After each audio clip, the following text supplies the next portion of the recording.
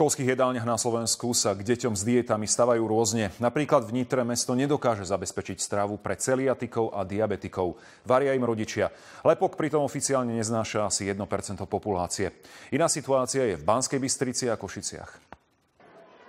V Nitre je približne 30 detí, ktoré trpia celiakiou alebo cukrovkou. Ani jedna školská jedāľaň v meste však nevarí pre tieto deti teplú stravu. Jedlo pre diabetikov a celiatikov musia rodičia svojim deťom do školy priniesť sami. Nie sme prispôsobené na varenie takejto stravy, pretože tam je potrebné už špeciálneho kuchára. Dcéra Edity Gráčikovej chodí do 5. triedy na základnej škole na Fatranskej ulici v Nitre. Trpí celiakiou a mama jej musí každý deň dopredu pripraviť stravu. Najhoršie na tom je to, že človek je to teda pripraví a ona vlastne každý deň nemá čerstvú stravu, majú len ohrievanú mikrovlnke, čo je absolútne nezdravé. Zriadiť školskú jedáleň pre celiatikov a diabetikov je podľa vedúcej odboru školstva náročné technicky aj finančne. Je to veľmi nákladné zariadiť takú jedáleň alebo kuchyňu.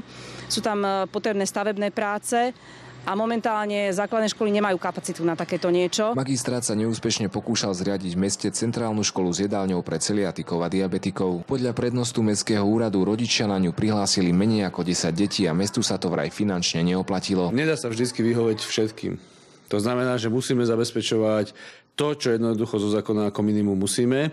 A snažíme sa hľadať cestu, ako skvalitniť tie formy stravovania, ktoré si vyžadujú špeciálny prístup. V Košiciach s podávaním diabetickej a bezlepkovej stravy problémy nemajú. Zabezpečujú ju na 7 základných školách. Náklady navyše sú 518 eur ročne na jedného zamestnanca, ktorý pripravuje stravu a 250 eur pri prvotnom vybavení jednej kuchyne. Do jedálne na Kežmarskej ulici chodí 15 stravníkov, ktorí potrebujú bezlepkovú dietu. Rodičia si za to priplatia 20 centov na deň. Títo deti platia zdravie euro 0,1 a bezlepkové euro 21. Je to skôr náročné zabezpečiť riad pre zriaďovateľa, lebo tam musia mať zvlášť dosky, hrnce, všetko proste.